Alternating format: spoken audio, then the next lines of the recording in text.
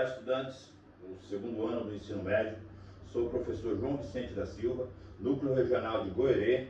Trabalho na cidade de Ubiratã, componente curricular Química. Hoje vamos ver uma aula aqui que é sobre cinética química, ok? Então tem aqui uma imagem de uma reação química e um relógio ali, que nos leva a crer que a gente vai estar falando sobre questão de medir velocidade de reações, ok? Então, primeiramente, temos aqui uma problematização aqui, né, para a gente aguçar os nossos conhecimentos. Então, o que são reações químicas e como elas ocorrem, tá? Essa é a nossa problematização que a gente vai estar respondendo ao longo da nossa aula de hoje. Objetivos: reconhecer e relatar situações do cotidiano, nas quais a cinética química pode ser visualizada como exemplos e também as suas aplicações em vários setores da indústria. Beleza? Aqui aquela reflexão que a gente fez no começo, né? O que são reações químicas, né? Então, alguém pode ter respondido aí aquilo que cria novos materiais, é aquela transformação que não é reversível, né? Tudo isso está meio que correto aí, né? Mas a aceitação, a ideia mais coerente que tem na nossa literatura é essa aqui, ó, né? Numa reação química, o material ou materiais presentes no sistema inicial são transformados em novos materiais, com propriedades específicas bem diferentes. Essas propriedades são o quê? Ponto de fusão, de ebulição, densidade, enfim, tá? Aí as reações químicas ocorrem aqui de forma, né? Cada reação química apresenta a respectiva velocidade, sendo algumas mais lentas, outras mais rápidas. E também algumas, né, por exemplo, tem algum exemplo que passei para vocês, algumas reações que liberam calor, outras que absorvem calor, umas que mudam a coloração, mudam o estado físico, enfim. Então, umas são mais rápidas, outras mais lentas, outras moderadas, ok? Aqui ainda falando, né, de algum exemplo de reações, aí temos aí a formação do petróleo, é uma reação lenta, né? Então, a gente sabe que a formação do petróleo ocorreu ao longo de milhões de anos aí na evolução do nosso planeta, né? Então, é um produto que, até por isso a gente fala que é um produto finito, né? Que não dá para se produzir petróleo, né, no dia a dia, tá? Então, é uma reação bastante lenta. Queima do gás de cozinha, né? É uma reação rápida, que a gente consegue observar ela aí, né? Ela queima praticamente instantaneamente ali. E a combustão de uma folha de papel é considerada uma reação moderada, né? Que ela demora em minutos, né? Horas, dependendo da quantidade, ok? Então hoje a gente vai falar de fato aqui, nosso conteúdo é cinética química, tá? Então a palavra cinética nos remete lá, talvez na física, né? O que é cinética, tá? Então cinética está relacionado com movimento, tá? Então assim como na física, aqui também a gente vai estar falando do movimento das moléculas em se transformar em novos produtos, tá? Então é o ramo da química que estuda as velocidades das reações químicas e os fatores que alteram a velocidade dessas reações. Então a gente vai estar estudando aqui 4 fatores, né, dos mais relevantes aí que alteram a velocidade das reações. A forma para calcular essa velocidade é também parecida com aquela de calcular a velocidade média na física, né? Onde a gente leva em consideração a variação do espaço, né, pela variação do tempo, isso na física. A mudança na química aqui, que a velocidade média aqui é a variação da concentração dos reagentes, né, do consumo dos reagentes ou formação dos produtos, dividido pela variação do tempo. Essa variação aqui de concentração, né, quando se fala de concentração, a gente está falando em mols por litro, mas pode ser em mols também, ATM quando se trata de volume, né, de gases, tá? E grama também, então não tem problema. A variação do tempo também pode ser em segundos, minutos ou segundo. Então isso depende mais ou menos do que você sabe da velocidade da reação, você vai usar essas unidades aqui, sobretudo de tempo, certo? Então os fatores que afetam a velocidade das reações químicas, né? Então a gente, como eu falei, vamos falar de 4 aqui. O primeiro que a gente vai tratar é sobre concentração dos reagentes. Quanto maior a concentração dos reagentes, maior será a velocidade da reação, tá? Então aqui eu trouxe 2 exemplos para vocês, olha só. Quando se pretende acelerar a chama de uma churrasqueira, né? Todo mundo aqui provavelmente já viu alguém acender uma churrasqueira. E quando o fogo está meio preguiçoso, digamos assim, a gente tem que abanar o fogo lá, né? Com uma tampa de panela, enfim, com um papelão, para quê? Para colocar mais ar no sistema. Então a gente está aumentando a concentração de um dos reagentes, que no caso aí é o nosso componente, que é o oxigênio, tá? E feito isso, a gente vê que o fogo fica mais vigoroso, tá bem?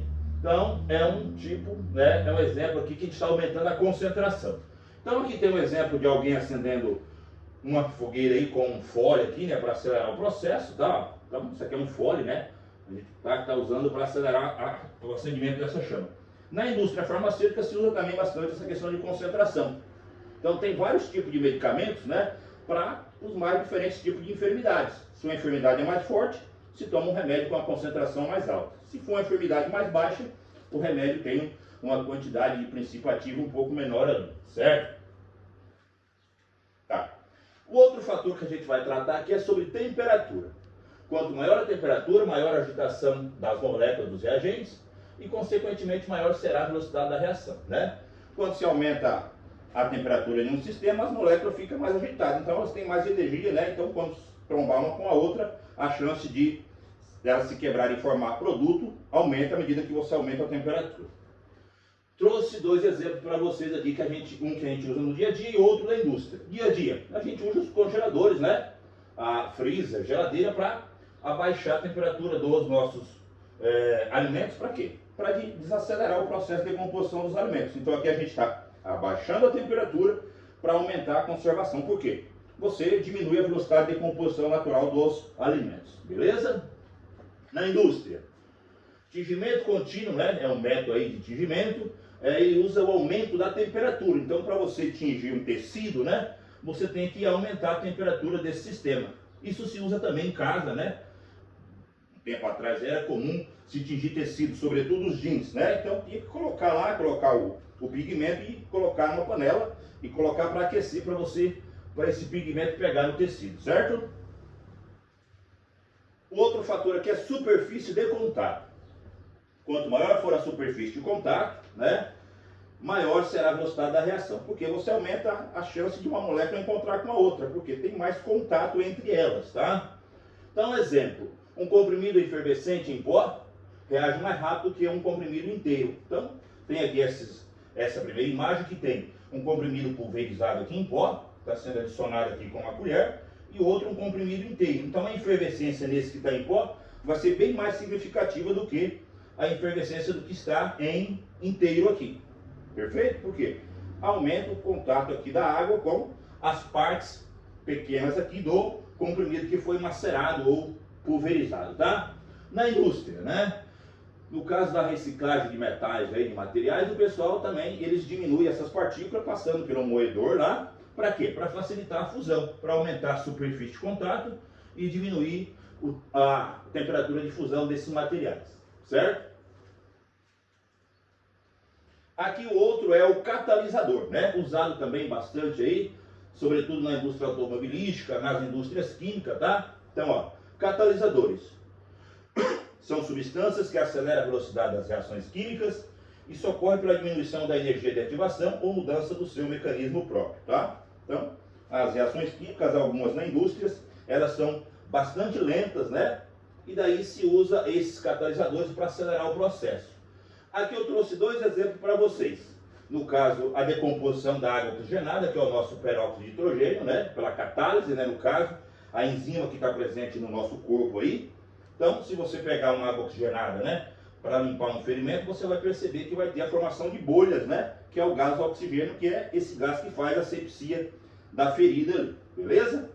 A água oxigenada se decompõe naturalmente sozinha? Sim, mas é uma reação lenta. E você não ia ver essa formação de bolhas aqui, se por acaso você aplicar essa água oxigenada numa pele sem células vivas presentes ali, tipo nas células mortas da pele aqui, você não vai ver essa efervescência aqui, essas bolhas de gás, tá? E na indústria se usa sobretudo nos escapamentos dos automóveis aí, né, para diminuir a questão do efeito estufa, dos gases nocivos ao efeito estufa, tá? Então, por exemplo, aqui os gases que são emitidos, por exemplo, monóxido de carbono é transformado em CO2. Os óxidos de nitrogênio é transformado em N2, que é um gás inerte, tá? E assim por diante, tá? Tá. Então, pessoal, a nossa atividade de fixação aqui, né? A gente vai fazer através de um quiz, tá? Vocês acessam aí pelos tablets, pelos Chromebooks aí, que já está disponível o link para vocês. Acessem por esse link e na sequência a gente faz a correção aqui. Perfeito?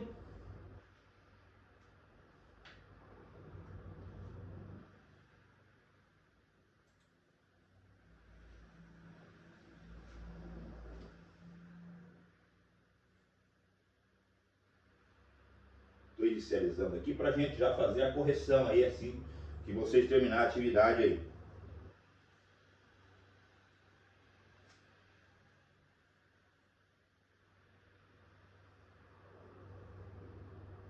Tivemos um probleminha aqui com a nossa tecnologia aqui, hein?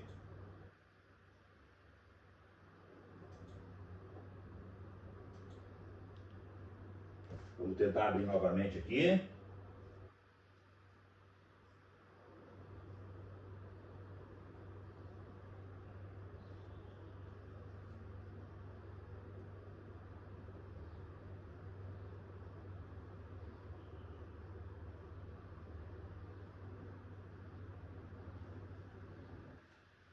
Tivemos um problema aqui e não conseguimos acessar aqui o quiz, pessoal, ok? Então a gente vai parar aqui e vamos voltar para a nossa apresentação ali.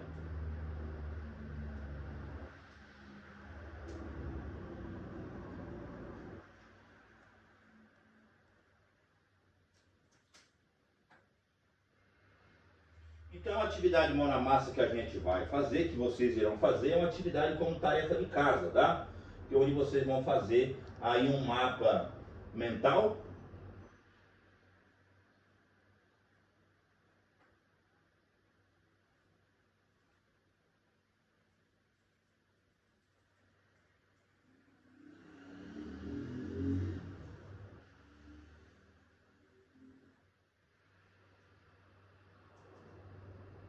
Tá.